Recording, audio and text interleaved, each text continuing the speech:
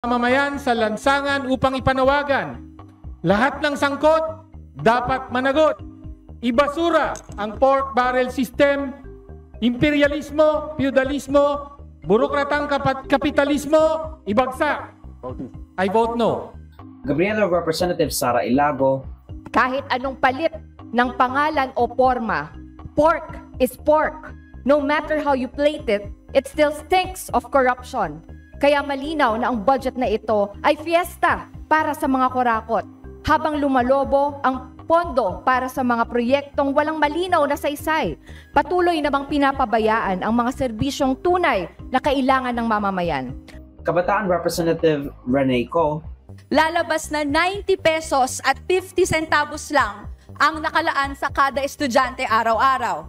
Samantala, kung hatiin naman ang pondo ng SUCs at CHED sa lahat ng college students ngayon, nasa 100 pesos naman ang nakalaan sa kada estudyante araw-araw. Kapag hinati ang buong budget ng PNP, on average, kapag hinati naman ang buong budget ng PNP, on average 2,522 pesos ang nakalaan sa pulis kada araw. Kung ikukumpara sa AFP, 4,629 pesos kada tao kada araw.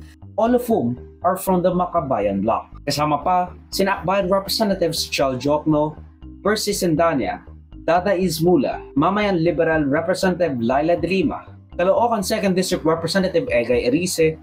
Kung talagang para sa bayan ng budget, alisin na ang unprogrammed funds.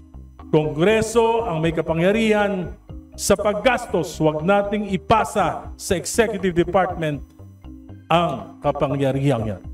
Albay 1st District Representative Crisel Lagman, Dinagat Islands Representative Kakabag Au, all of whom are from the Liberal Party, Sagip Representative Paulo Barcoleta, at Batangas Representative Leandro Lefiste.